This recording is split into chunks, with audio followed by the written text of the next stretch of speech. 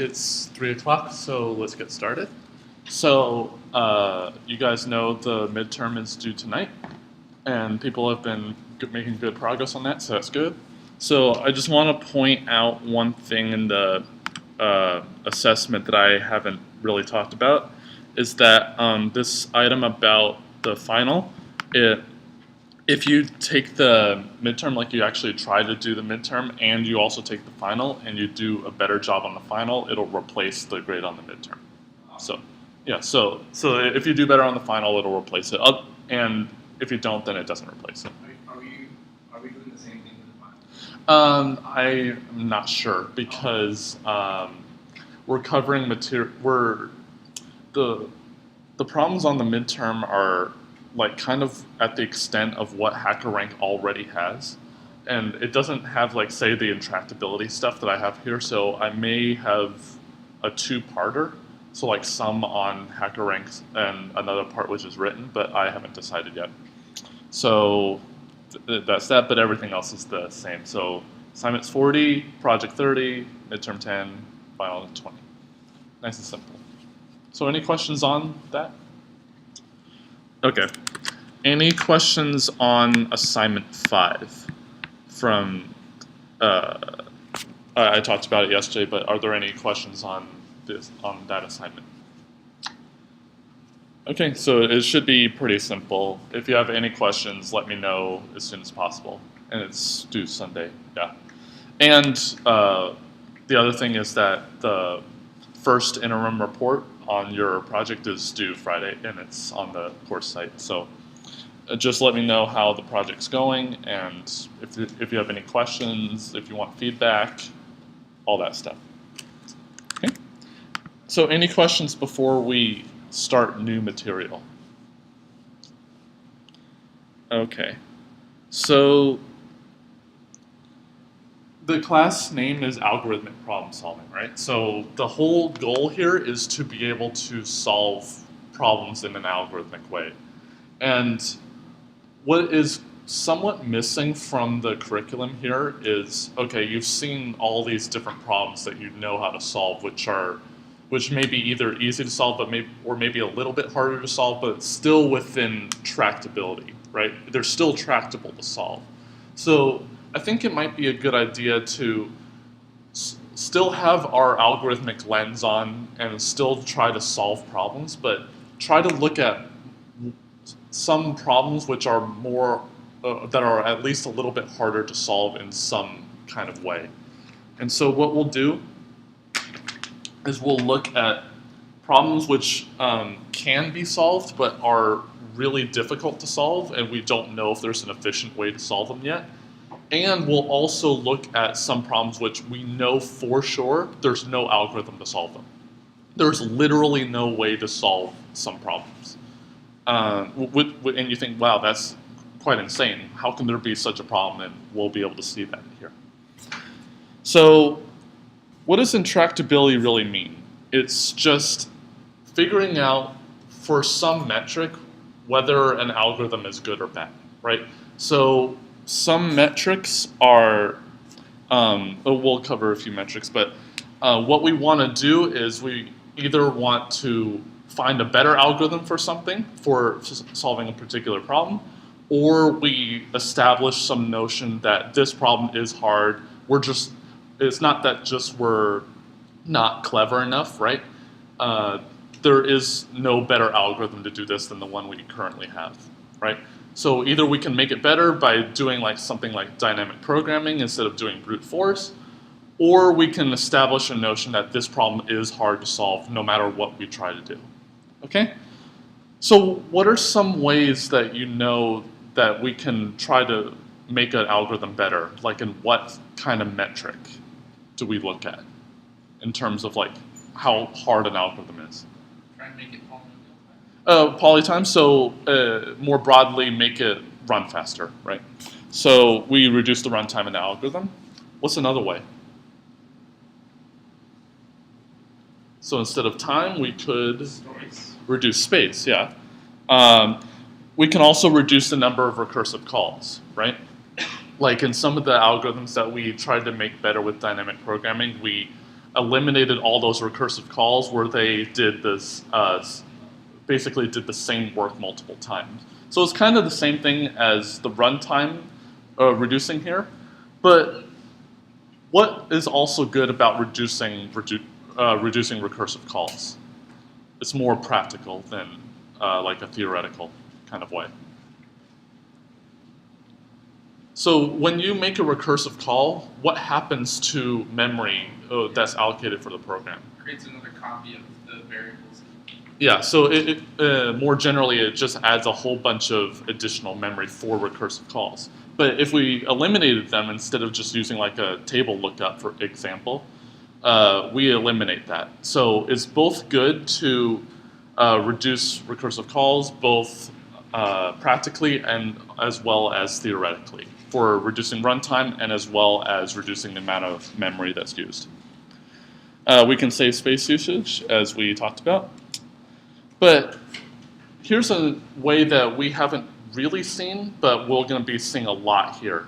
So whenever we see, okay, here's a hard problem, I don't know how to handle this. Like maybe you see one of the problems on the midterm and it's like, oh, I've never seen this problem before. I'm going to have to make this whole data structure. And then your friend says, oh, you can just use network X, or you can use some existing algorithm we know how to solve the particular problem.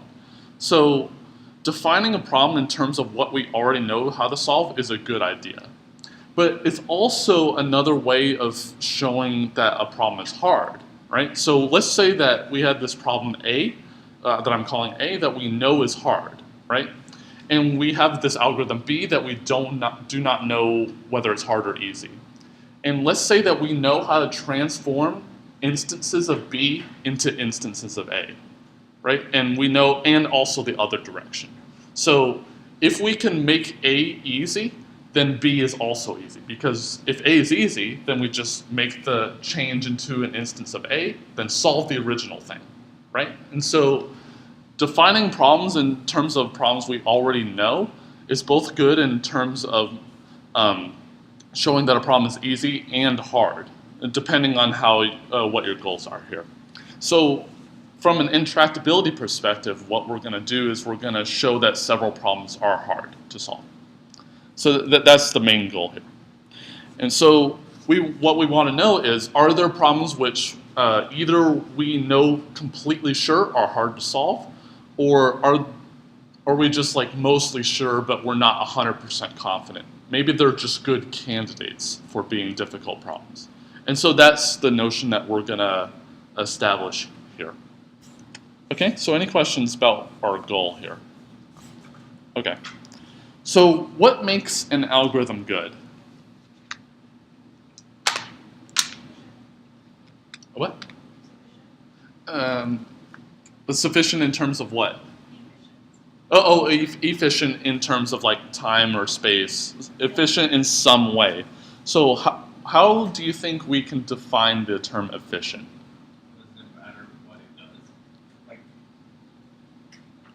Algorithm needs to do what it's supposed to do in a good time and space. Right. So how do you're right. We need to figure out what good means here. So what do you think is a good way of defining this word? Efficient, good, all that stuff.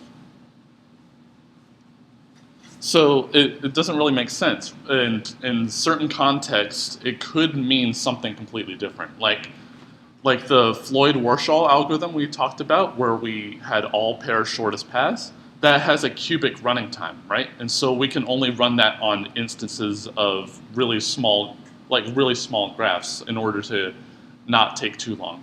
But we also know that some algorithms, like the initial Towers of Hanoi algorithm or Fibonacci numbers, those have exponential running times if we didn't make them more efficient. So are these intractable in some sense? Well, the first one certainly has a lower asymptotic running time, but it still can be quite intractable in the practical sense, right? If we have a lot of vertices in the graph, it could take a long time to find all pair shortest paths. So we need to have some notion, at least in a theoretical sense, what a good algorithm is. So, of course, we've talked about is efficient in terms of time or space, but more generally some resource. So maybe the number of accesses to main memory could be a resource that we're looking at. Or maybe the number of uses of some instruction, like maybe the fewest jump instructions that we possibly can. That could be another resource. We usually define it in terms of time, and that's how we're going to define it here. We're going to make sure that our algorithms that we're going to show that are hard in respect to time. But you can also look at algorithms which are hard with respect to space, which is used in some contexts. So we want efficient algorithms to not run too long, right? In terms of the size of the input. If we have a longer input, we expect it to run longer, but we don't expect it to run way longer. But that's kind of not precise, so what we're going to do is we're going to make this a little bit more precise. And so efficient that we're going to define it is polynomial time. So if we have input of size n, if we run in time n squared, that's efficient. If we run in time n to the 100, we define it also to be efficient.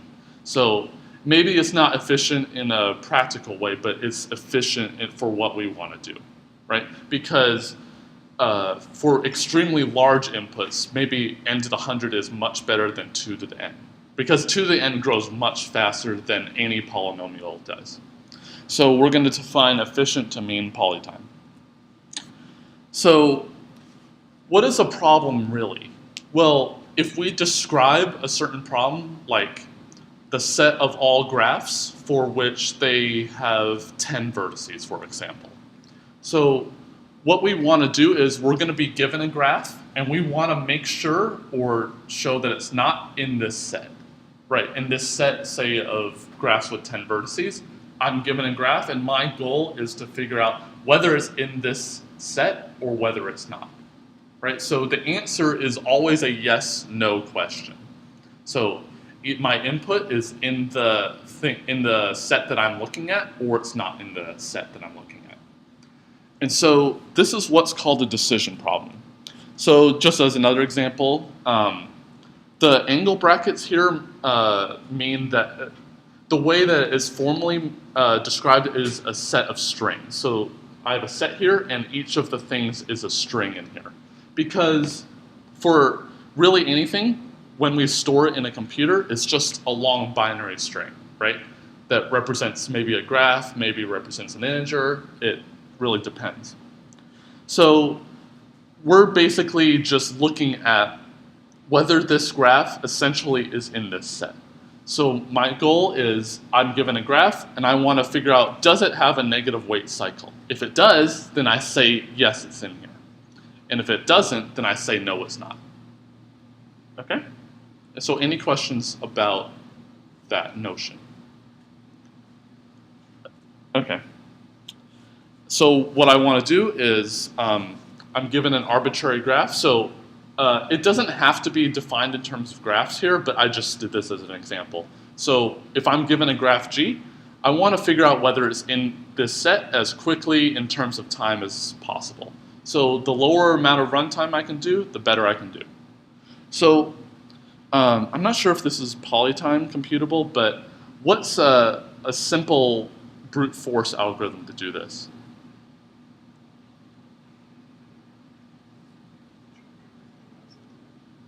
Well, this set is infinitely large, right? Because there are infinitely many graphs for which I can make a negative weight cycle on, right? So I'm given my graph, and I just want to determine if it actually is in this set without looking through every single member of this set, because that can take infinite amount of time.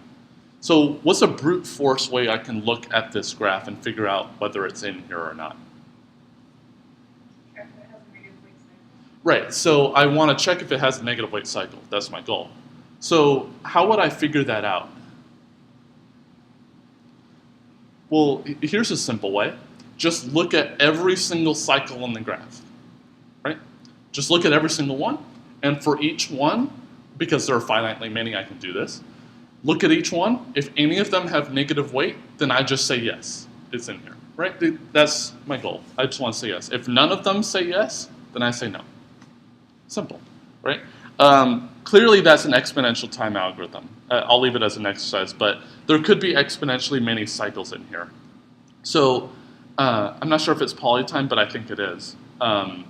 So the goal here is I want to find the fastest algorithm in terms of big O notation that I can to take this input and figure out whether it's in here. Okay? So that's what I want to do. So here's a motivational problem that we've seen before, but I'm going to add, we're basically want to solve the opposite, in a sense, problem. So when we talked about graphs, we talked a lot about finding the structure in a graph.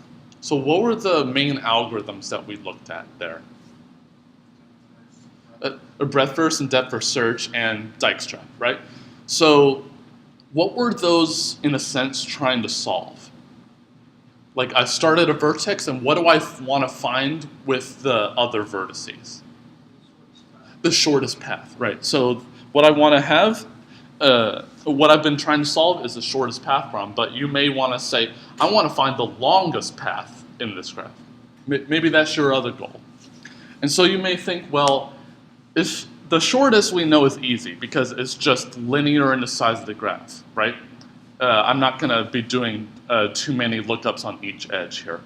So you may think, well, the longest one sounds kind of similar, but it'll turn out that this problem is hard. The shortest one is easy, but the longest one is very difficult. And we'll see heuristics right here, why it's true, but then we'll actually get into why we believe it to be hard. There may be an efficient algorithm for this, but we don't know that. And if you figure out whether there is an efficient algorithm for this, you will earn $1 million. I'm not kidding. So we'll see in a second why that is. Isn't the prize like 250,000 for? The Millennium Prize problem is $1 million. Oh, $1 million. Mm-hmm. Okay. For each of them, yeah. Interestingly enough, does anyone know Grigory Perelman? One of the Millennium Prize problems was the Poincare conjecture. I won't go into what it is, but it was one of these Millennium Prize problems, and so he was offered $1 million, and he actually turned it down, believe it or not. So He solved it and he turned it down. yeah, and he went back into obscurity in Russia and St. Petersburg. I encourage you to read up on his story, Grigory Perelman, P-E-R-E-L man. And because the story is just absolutely fascinating. But yeah, so it turns out this, does anyone know of P and NP? Yeah, so P and NP is essentially this question, figuring out whether these two sets of problems are different or not. And so what this intractability section's all about is establishing the notion of P and NP, as well as what the hardest problem in NP, so basically a candidate for separating these two. And it turns out the longest path problem is the hardest problem in NP. So we'll get into why that's more difficult. So the problem I want to solve is the longest path problem. And so your friend says, well, I'm looking at your algorithm for the longest path problem, right? So let's just suppose that you tried to solve this problem. And you say that your solution is correct. I write the best algorithms, I have no bugs, it works perfectly, and it runs really quickly. So how would your friend want to verify whether your solution is correct? Both, like, if he gives you a graph and you give him back the longest or the shortest path, how would he determine if you're right? Well, let's just try to solve the shortest path problem first. So if in the shortest path problem, if you're wrong, then he can find a shorter path, right? And so what he can do is he can look on the vertices along the way, and if any of them have a shorter path to get to the target vertex, then he found a shorter path. And if he can't find such a shorter path, then therefore you have the shortest one, right? That's essentially what we're doing. Yeah, so if any of them have a shorter way to get to the target vertex, my friend says, no, you're wrong, your algorithm's bad, you should feel bad. So that's the way we know how to get the no answer. And otherwise, we've given the shortest path, and my friend says, okay, yeah, now I believe you, now you should feel good, right? Your algorithm works, and I'm happy about that, okay? So now let's try to understand this from the opposite perspective, the longest path problem. So we know how to efficiently verify whether a solution is correct using the shortest path problem. But let's look at the longest one. So how can we certify that a given path really is the longest one? So if my algorithm is wrong, then my friend can find a longer path than the one I gave him. But the problem is we can certify that it's not the longest path by giving a longer one. But this can take a really long time, right? Because there are exponentially, possibly, many paths that we could check, right? And I'll leave it as an exercise that you say, well, what we can do is, suppose we had a weighted graph with weights on the edges, just negate all the edge weights, and then solve the shortest path problem there. So the shortest one path problem in this transformed graph is the longest one in the original graph. And you say, well, that's essentially true, but it turns out that that's not always the case. It doesn't work in general. And so there could be many possible paths that we could check here. And so it may not be easy to verify whether this solution is correct very quickly. And it's not really clear, since the naive attempt of negating all the edge weights doesn't work. So it's just not clear whether there really is an efficient algorithm to find the longest path in a graph, right? Or to figure out whether the longest path is at least some number. We don't know that. So it's not really clear how to do this. So maybe it turns out that this problem is difficult, and it's not that we're just not clever enough, right? Maybe we could just find a very clever person, PhD student, and ask him this question, and he's, oh, here's this algorithm that does this, that's really efficient. But maybe there actually isn't such an algorithm to do this, that's efficient. And it turns out, we'll find out that that is believed to be true. And basically what we have here is that we believe the longest path problem is harder, in a sense, to solve than the shortest one, right? We can find the shortest one quickly, but it's not known how to get the longest one quickly. Okay? So that's the motivation here. So now we'll actually get into what I talked about earlier, this P and NP business. So what do you think P means? Other than being the 15th character in the alphabet. Problem. Problem is a good one. What's another one you may think? So when I defined efficient, what did I define it in terms of?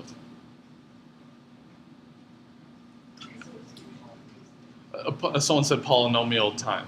Yeah. Yeah, so P actually here means polynomial time. So we talked about efficient algorithm meaning polynomial time in terms of the size of the input. So we're going to formally define it here. So we're given this input n. I don't know what n is. It's just some input, and it has some length. So if you haven't seen it before, the vertical bars around n means length of the input n. And so what we defined efficient means is that it's polynomial time in the size of the input. So for this particular problem, if we get an input of size vertical bars n, and we can solve it in that size to some power c, so it's just a constant in terms of, so it's like 2 or 3 or something like that. If we can solve it in that amount of time, then we call that algorithm efficient. So it's just making it a little bit more formal. So an example of such a problem is finding whether a graph has a cycle.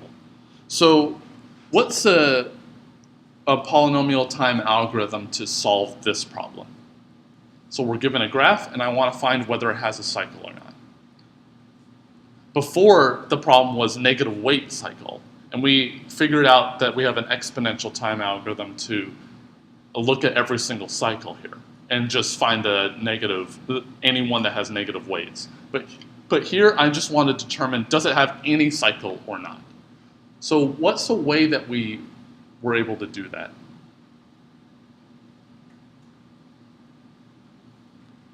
Well, think about the search algorithms that we did, right? So we had breadth first search, depth first search, and Dijkstra's. So the easiest one to look at here is breadth first, or depth first, it doesn't matter.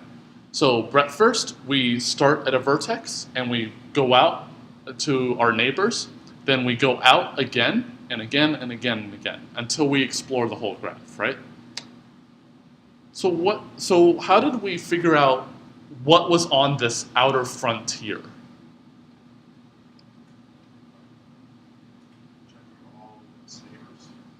All of its neighbors with some property. Yeah, so we assigned a color, right? So we had 3 colors, white meaning we've never seen it before and it's not on the frontier yet. We had gray, which means it's on the frontier and we're probably currently exploring it. And black, which means that we've explored it, it was on the frontier and we're already done with it, right? So how would we then figure out whether there's a cycle in the graph or not? If we're at a currently gray vertex and I'm looking at my neighbors, how do I know if I find a cycle? If we find a black vertex, right? Because if we've had a black vertex, we know how to get there. And if we see a gray vertex and it's looking back here, we know how to get there, know how to get back here, and know how to get back to the original one. Does that look a cycle? Yeah, that's a cycle. So it's essentially just doing breadth first search. Does breadth first search have a polytime algorithm? Yeah, it's linear in terms of the size of the graph. Remember, it's the size of the graph that matters, right? So that's a polytime algorithm. Here's another one. So instead of just being given one graph, we're given a graph, and we're also given 2 vertices of this graph. And what we want to figure out is, and it's a directed graph also, it's not undirected. And so we have 2 vertices, S and T, and I want to figure out if there's some way to get from S to T, right? So that's my goal. So how do I figure out this in polynomial time?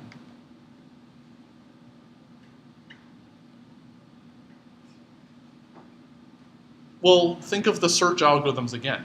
Start at S, and then just do either breadth or depth first search. If we ever hit T without starting from a new vertex, then we just found a way to get from S to T, right? Does that make sense? Okay, so a lot of the graph problems here that are easy are based on search algorithms, but there are many, many, many problems in P that we know how to solve given an input to figure out whether it belongs in this set or not. So for the cycle one, we figured out whether it's in that cycle set, and for this directed one, we figured out whether it's in this directed set, graph set. Okay. And so you may think, well, I have this problem and I want to output the shortest path in this graph, right? And so you may think, well, certainly that's a polynomial time algorithm, right? You could just do breadth first search and then just find the shortest one. But the problem is that, like in programming, there are many possible ways of representing data, right? So like a sequence of bits can be a string, it could be an integer, it could be a graph, it could be pretty much anything. So just to simplify this whole thing, what we're going to look at are decision problems. So like the problems up here, we figured out either G has a cycle or it does not have a cycle. Either G has an ST-directed path or it does not have such a path. Okay? So what we're going to do is we're going to look at only at decision problems. So if you look at the literature, it's just filled with people who write outputting the shortest path of a graph is in P. And that's just absolutely absurd. P is in terms of decision problems. It's either you output yes or output no given a particular input. You're not actually outputting the instance that you want. And so that belongs to a different class. But here we're talking about decision problems. So P is basically defined to be a big, large set, and this set contains all of these sets which correspond to these problems. So it's just the collection of all these P problems, all in one big set, which we call P. Okay? So I'm just going to be quite formal here for a second, but the way that we make this quite formal is we define this class time of some function. And what does that mean? It's all of these problems for which we know there's an algorithm that can run an O of this function time. So like time of n squared contains every problem we can solve in O of n squared time. Okay? Does that make sense? Anyone confused? Okay, so that's what we define time of f of n to be. And P, to be absolutely formal, is all of the problems for which we can solve it in n to the k time for any constant value of k. Okay? So n to the n squared, n cubed, n to the 10 million, all of those belong to P. Okay? 2 to the n does not belong to P because it's bigger than any polynomial. Okay? So that's what we define P to be. So now let's, instead of being myself and my friend wants to determine a solution is correct, let's take on the role of being my friend, and I want to determine if a particular solution is the actual correct solution. So how would you figure out whether a solution is correct? So like, think of this problem that we talked about with the graph containing cycle. How would you basically figure out whether this algorithm actually did the right thing? Check to see if the output, like if it says this is a cycle, check to see if it actually is a cycle. Yeah, but the thing is, P is decision problems. I'm not actually outputting the cycle itself, right? So I'm basically looking at from when the algorithm starts to right before it finishes if it did the right sequence of steps in between. So what's another way of writing that? Or another way of describing that? It's kind of like a log trace, right? In a sense, like I'm looking at this vertex, now I'm looking at this edge and looking at this edge. So by looking at all of the steps in between, I'm going to be sure that this algorithm didn't take any shortcuts, right? It did exactly what it was supposed to do, right? So by looking at this so-called log trace, I'd be able to figure out whether it did the right thing, and it didn't make any shortcuts. So this big log trace is what we consider to be a certificate. So the certificate basically says that the output is correct given the input, and here's basically the proof of the entire operation. So from start to finish, each step logically follows from the last one. Okay, it's not quite formal how it's defined here, but it's quite intuitive. Like there's some certificate for a problem. So it's a step-by-step instruction, essentially, of the algorithm. Yeah. It's basically step-by-step instructions. Mm-hmm. And another way of looking at it is like if you compile your program to assembly is looking at the assembly instructions that were executed in order. Okay, it's essentially the same thing. So the P problem is, but not only can we solve the problem in polynomial time, given the instance, we can actually output yes or no in a polynomial amount of time. It also has this certificate, which is polynomial in length in terms of the size of the input. So essentially, if we save this certificate somewhere, then someone else can reproduce the computation, right? It's a verifiable check that this input actually got this output, right? So P is also defined in terms of certificates. So it's the problems which we know have polytime algorithms, but we also know have a polytime verifiable certificate. So let's say that my friend requested me to give him a certificate of the algorithm, right? And he wants to have a certificate of this P problem. So what's a really easy way I can do that? I don't have the certificate right now, but I need to give one to him. Well, the algorithm runs in polynomial time, right? I can just run the algorithm and give him the certificate of each of the steps in turn, right? I don't need to be magically given this certificate from some place that I don't know. I just run the algorithm and give him the certificate, right? I don't need to assume anything about the problem itself. I can just run the algorithm again because all I need is that the certificate is polytime verifiable. And if it's polytime verifiable, the algorithm already runs in polytime, so I can just run the algorithm and give that to him. Okay? So we won't actually get into this a lot, but it's just another way of looking at it that will make defining NP easier. So we won't actually use it for P problems, but so an example is the cycle problem. So what would the certificate be here?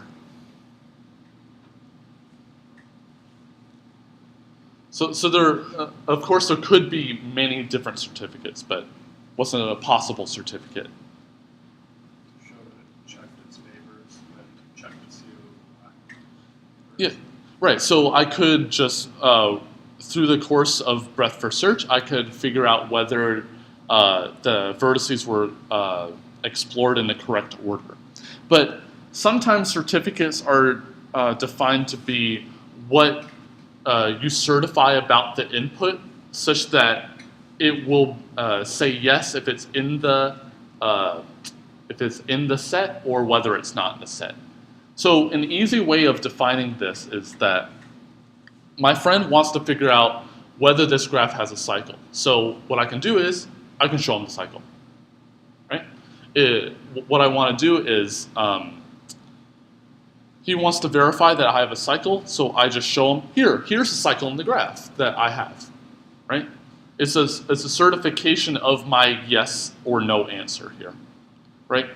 So that's essentially what we can do. So what we do is we show him, here's the set of vertices that have a cycle. And what he does is, oh, I'm not sure about your set of vertices. Here, I take my set of vertices. Oh, this one has an edge, this has an edge, edge. Oh, it has an actual cycle there. Okay? So a certificate is just basically a way of looking at the original input and checking whether the certificate given to me is actually representative of the original input, right? Whether the cycle really did exist in the graph, because I can just give him a cycle that wasn't already there, right? So he's just verifying that it was in the input there. Okay? So any questions about that?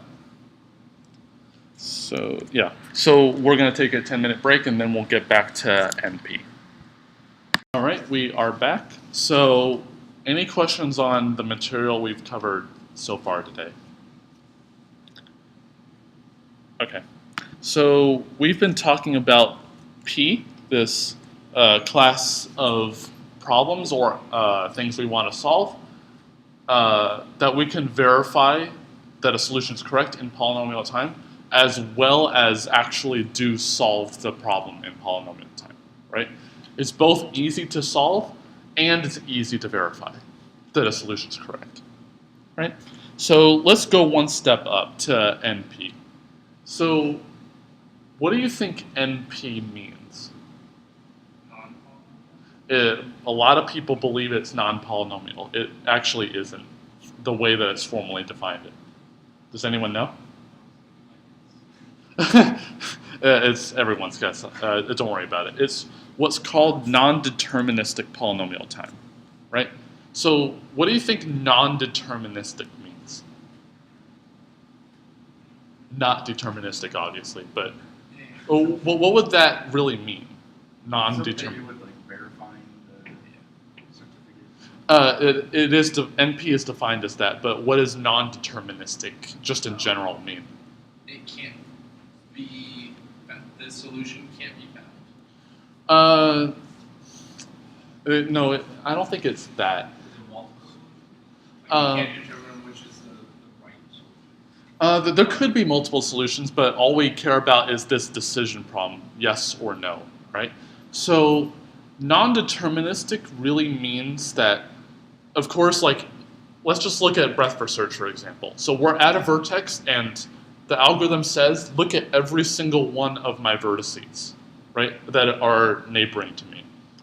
What non-deterministic is, instead of doing this all at once, if there's a way for me to eventually say yes at the end, like there is a vertex for which I can say yes, I will choose that one, right, non-deterministically. So there isn't like some algorithm which says, pick this vertex because it's always the good one, right? Because it might not always be the good one. For breadth first search, I really do need to look at all my neighbors. But in a non-deterministic world, which is not the real world, but it's just a way of thinking about it, if there's a way for me to say, for example, two vertices are connected, if there's a way for me to eventually say yes, I will choose that way. Or if there are many ways of doing it, at least one of those ways. Okay? So non-deterministic means it doesn't follow an algorithm exactly. It just means if there's a way for me to say yes, I'm going to choose the way to say yes. If there isn't a way to say yes, I'm just going to choose one of the possible ways. Right? So I will say yes if there's a way for me to do so. Right? So I'm not going to ever really output the wrong answer. It's just I'm going to not do a deterministic process. But another way of, yeah, go ahead. So even if that's like the hardest path, if that's the way to yes, that's the way. Like, for example, suppose I have these two vertices and I want to figure out if S is connected to T, right? So I start at S and I say non-deterministically choose a vertex. So what it does is it picks a vertex if there is a way to get there. So it will find a path if there is one by just doing this non-deterministic choice many times. But if there is no way, then it'll just choose some way, right? Because it doesn't matter since there's no way to get there anyway. Yeah. Kind of like the first time we did these problems, how there are multiple ways, but we revisited it, we found a better way to do it. For the n-queens problem, a non-deterministic way of doing it is, for the first row, non-deterministically pick one of those n cells. And just non-deterministically pick one and place a queen there. Well, we know for n queens, we always know there is a solution. So it's not really this yes-no kind of business, but we could apply non-determinism to actually outputting a solution. But what I mean here is that if there's a way for me to say yes. So the yes question is what is important here. So that's why we are looking at decision problems instead of like outputting a solution. Okay? So any questions about that? Okay, so another way of looking at it is what was mentioned earlier about verifying solutions. So we know that P, we can both solve the problem efficiently in polynomial time, and we can verify whether a solution is correct in polynomial time. So you may think, well, maybe NP may be harder than P, so maybe it doesn't have polytime algorithms. But what about that verifying solution is efficient kind of thing, right? Can we still verify solutions efficiently? So basically so if you have some problem in NP, but you don't know whether it's in P yet. I don't know if we don't have such a problem yet. We haven't defined it, but let's just suppose there is one. And your friend just magically gave you a solution. You don't know where it came from. Maybe he's a magician. I don't know. But you've been given this solution, and you don't know where it came from. But you just want to verify whether the solution is correct, right? So, for example, like one such problem is finding a clique in a graph, like a clique of size at least a given constant. That turns out to be a really hard problem here, as we'll see. But what he can do is, let's just say that I have my problem is I want to find find a clique of size at least square root n or something. So not a constant. So what's a brute force way of finding a clique of size at least square root n?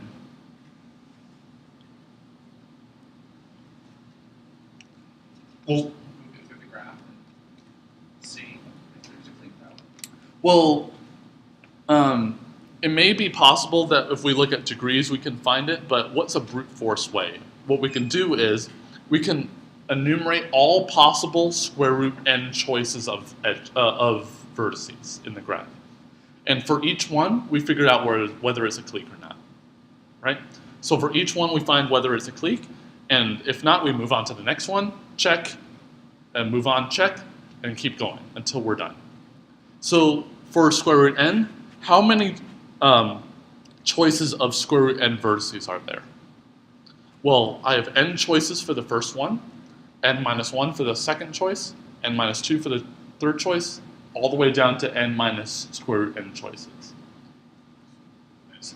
So that's at least n to the square root n. Is that a polynomial? No, it's definitely not polynomial. It goes very high quickly.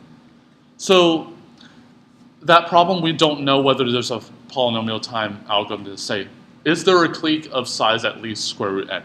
But what your friend did is, he has this magic way, non-determinism, of figuring out whether there is such a clique of size square root n or more. And so he just gave you this certificate. So how can I verify whether this proposed solution is correct? I don't need to solve the original instance. I just need to verify that the solution is correct. Well, yeah, just see whether, first of all, that all the vertices were in the original graph. If there are some vertices that weren't in the original graph, then I just say, no, you're wrong. Like, that's not part of the certificate. Then, I gotta also make sure that there are square root n of them, because I do need square root n vertices. And also, what I need to figure out is it actually a clique? So, what is the clique definition again? Yeah, so for every vertex in whatever I'm considering, there's an edge between all pairs of vertices. So what I do is, I enumerate all pairs of vertices in this square root n size set of vertices, and I check, is there an edge between every single pair? If there is, then therefore we just found that the certificate is correct, right? Because we have a clique, right? We just found it. And if I say, oh, these two vertices don't have an edge, then therefore the instance is wrong that he gave me. So I verified that the certificate is not correct. So let's think about the runtime of that. So I have square root n vertices. How many possible pairs of vertices do I need to check? Well, square root n choices for the first vertex, square root n minus 1 choices for the second vertex. Do I have any more? I'm enumerating all choices. So square root n for the first, square root n minus 1 for the second. So what's square root n times square root n minus 1? About. Well, about n, right? So what is n in terms of square root n? Yeah, it's the square of it, right? So the instance size given to me is of some size, we can determine it by like m or square root n, whatever you want to determine it by. And the amount of time that we needed to verify that this certificate is correct or not is a square of the size of the thing that was given to me, right? So we verified efficiently whether a proposed certificate is correct, right? So that's essentially what NP is all about. So we want to verify a solution efficiently. NP is the set of problems for which we can verify proposed solutions efficiently in polytime. Okay? So P, we can both solve the problem efficiently as well as verify certificates efficiently. NP is only defined in terms of verifying solution efficiently. We don't know whether whether they can run in polytime or not, but we know we define it to be we can verify efficiently. So if you look in the media in terms of what P and NP, what people think of that as, is basically figuring out if every problem that we can verify efficiently is also we can solve efficiently. So therefore, it's another way of saying every NP problem is also NP, or not. It turns out that we believe that they are different, but we'll see that in a second. Okay? Any questions on NP? Okay.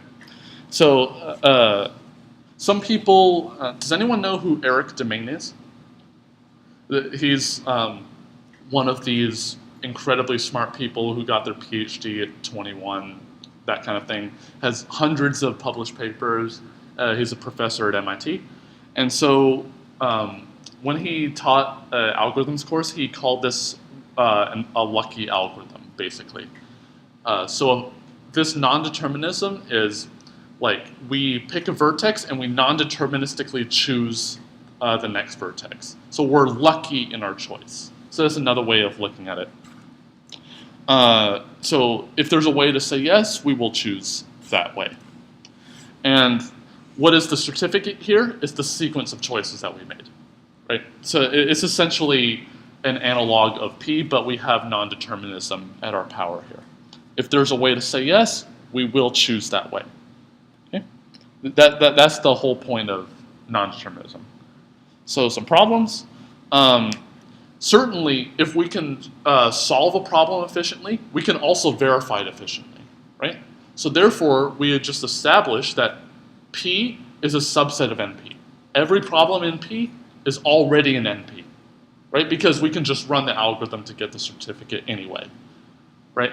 So we know that for sure. But here's an example NP problem. So if we want to do this non-deterministically, we just pick a starting vertex, and if there is a negative weight cycle, it will pick one of those vertices. If not, it will just pick any vertex. And then we just start choosing more vertices non-deterministically. And then once it is done choosing non-deterministically, either we have a bogus output or I have a negative weight cycle, right? So at the end, we try to verify if it has a negative weight cycle. If it does, then we say yes. And otherwise, we say no, right? Because I need to say yes if it really does have such a thing, and no if it actually doesn't. Okay?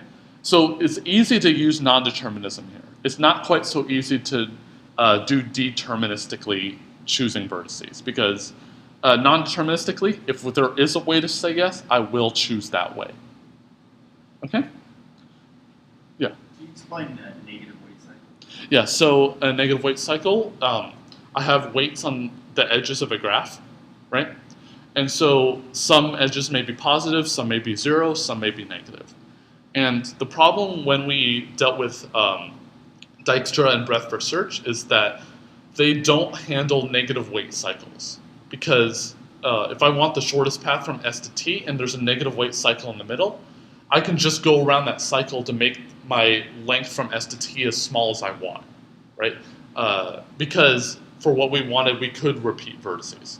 So we wanted some way to figure out whether there's a negative weight cycle. So a negative weight cycle is you start with a vertex and you go to some other vertices and come back. if you add up all the weights on the edges in this cycle, it'll be less than 0. So that's what it means by negative weight cycle. So it's just an example, but there's many problems like this. Okay.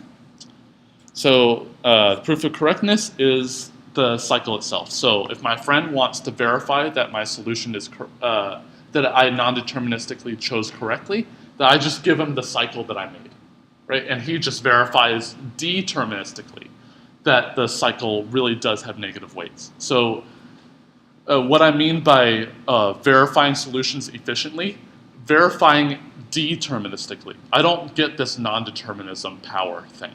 So deterministically verifying that a solution is correct. Okay? So another one is check if a graph is connected. So what's one algorithm that we already know can solve this?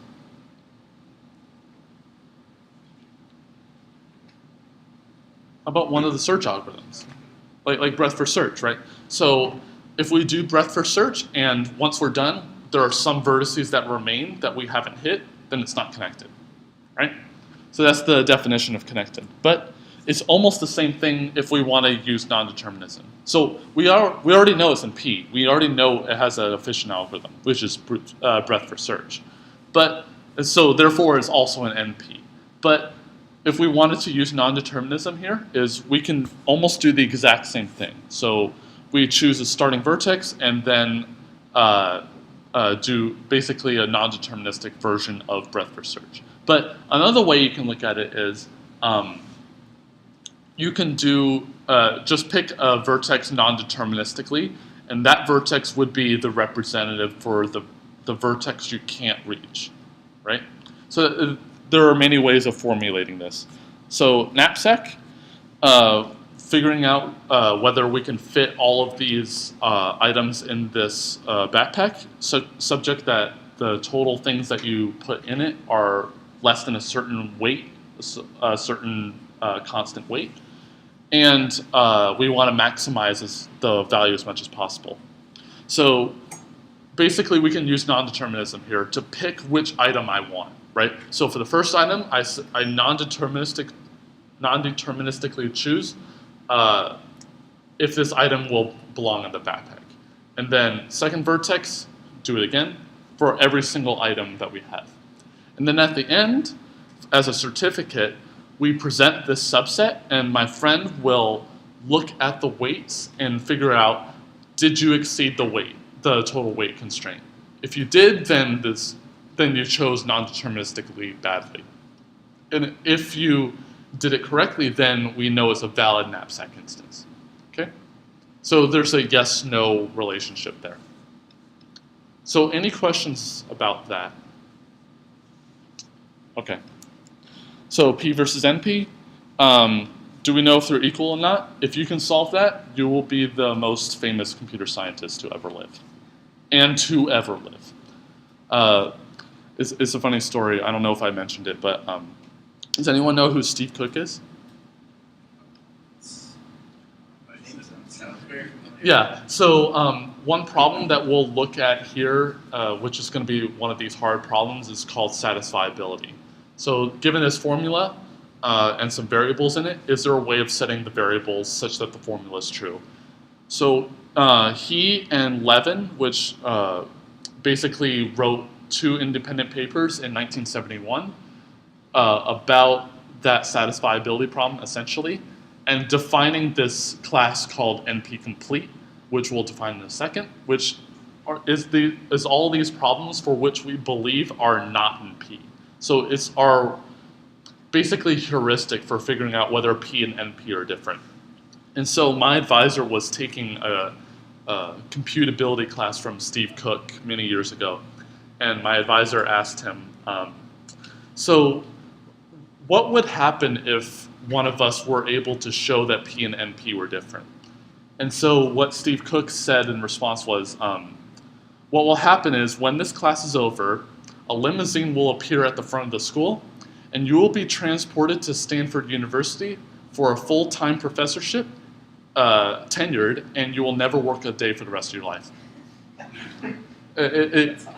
And so like that $1 million thing, that will be the least thing you'll ever see for settling this. So another thing about why this problem is so hard, there's an old saying that if you want to start a research lab to figure out whether a P or an NP are different, you will instantly lose funding. Yeah, because it's such a hard problem for figuring out whether P and NP are different. And most computer scientists believe that it will be the last of the Millennium Prize problems to be solved. Because it's so difficult. Like every single approach that anyone's ever taken, every single one's been refuted. Actually, I can show you something really interesting. You still get the million if you prove that they're not equal, correct? I don't know the wording. Certainly if you prove them different, you will get the prize, but I'm not sure if you get it if they are equal. I think you do because you are resolving the question, but I'm not sure. But if you look up on Google NP list, and you go to the first page, how many of you have been on the archive, ARXIV? So before people publish a paper in a journal or conference, what people usually do is they put it on this site archive. It's basically what's called a preprint server. So we believe that this paper is going to be published, but because of all of the paywalls and administrative stuff and all that, we want to put it up here, and so you can look it up and then get the PDF of it, and so it's a lot easier way of distributing things. Actually, I talked about Grigori Perelman solving the point-Courrier conjecture. The only reason people knew that he was going to be solving the conjecture was on here. So he published papers here, and then people saw it and like, oh goodness, this is going to be amazing, right? And so that's how they were able to find it. So a lot of people publish, not publish, but post papers on here regularly. And so obviously there are many categories, but if you look at this NP and NP page, there's many people who have posted on the page. So I actually there was a very recent paper that was published, and you can actually see my name right there. And I referred the author of this page to that paper. But obviously, some people prove that it's not equal. Some people prove that it's equal. I think there's another one that's interesting. I like this one, equal and not equal. I think there's, I know that there is another one somewhere, but, oh yeah, undecidable. So what that means is we'll get into decidability at the end of this set of lecture slides, but basically means there is no algorithm to figure out whether they are different or not, right? So it's like people don't even know whether there's a proof that we can separate these. People don't even know if there's a proof that there is a proof that can separate these. I actually think it, if I remember correctly, it goes 3 more levels out. We're that far away from separating these two. But essentially, it's a collection of people who have tried and failed to separate the two. Some people believe it's equal, most believe it's not equal. So people that publish the paper there think they've got it, and then someone else comes in and says no. This is kind of like a peer review almost. Yeah, so like there are some examples which, where are they? Yeah, some people publish refutations of some approaches, all that kind of stuff. So, like even within the last few months, some people say equal, some people say not equal. So, like most people believe it's not equal, but there are some people, crazy I call them, people who still believe that they are equal. So, because think about it for a second. If you are granted non-determinism for your algorithm, you're given a whole lot of power. So if there's a way to say yes, you will make the right choice, right? I don't need to try every single possibility. So showing that you can actually solve that problem in polynomial time, it seems kind of difficult there. So I encourage you to look at this page and maybe read some of the papers. It's really fascinating stuff. What's the name of the paper? If you search PNP list on Google, And then you just go to the P versus NP page, which is the first one on the list. I had trouble finding it sometimes, but it was the first one for me for a while. Okay. Oh yeah, some of them are unprovable. So there's no proof that exists that can separate them. So, and every single one of these pretty much has been refuted. Or, and there are some people that I know who do CS who are like, so some people send me P and versus NP proofs all the time, and I just ignore them because like they can't possibly be right. Like some people post on that archive using Microsoft Word sometimes, and so if you look up Scott Aronson, who's a professor at MIT, MIT, he posted I think he posted a list of symptoms for believing why a proof is wrong, and using Microsoft Word was one of them. So I thought that was just absolutely fascinating. Okay, so any questions about that? So let's do a little bit more, then we can quit for today. So how do we know about P and NP? Well, P definitely is a subset of NP because NP has the problems for which we know how to verify solutions efficiently, and P has the ones where we know how to solve it efficiently. But it also means we know how to verify it efficiently too, because we can just rerun the algorithm. So therefore, P is a subset of NP. So we know one direction's true, but we don't know whether the other direction's true. Like every NP problem is a P problem also. We don't know that. So that's the reasoning we had. We do not know whether there exists a problem that's outside of P but also in NP. We just don't know. We conjecture that there is, and we'll see why in a second. So what do we do? Well, what we want to do is we want to find maybe a candidate that could possibly be the problem that will be outside P, right? Maybe we can find some heuristic as to why that problem would be outside P, but we don't know for sure that that problem exists, that the problem really is outside P. So where do we find such a problem? Of course, what we want to do is we want to find quote-unquote the hardest problem that could exist in NP. Certainly, if they are different, then the hardest one certainly is not in P, right? If there's one outside there, certainly the hardest one is, right? Because if there was one that was less hard, then we can't run that other algorithm any faster because it's the hardest one. So we want to find some notion of hardest here. So because if we want to find such a hardest problem, then that's a candidate for such a difference between P and NP. So what's a hard problem? Well, it's a problem that essentially runs longer than any other algorithm, no matter what. Even if we're very clever in our algorithm, we find the best possible algorithm, it still runs longer than anything else, right? But there's another notion of hardness that we'll consider here. It's harder than all problems in the same class. But the thing is, if it's a really hard problem, and my friend says, we found the efficient algorithm for this, then since it's the hardest problem, then that means every easier problem can also be solved efficiently too, right? Because it's the hardest one. We just found the easier way to do it, so everything under me has also an efficient algorithm too, okay?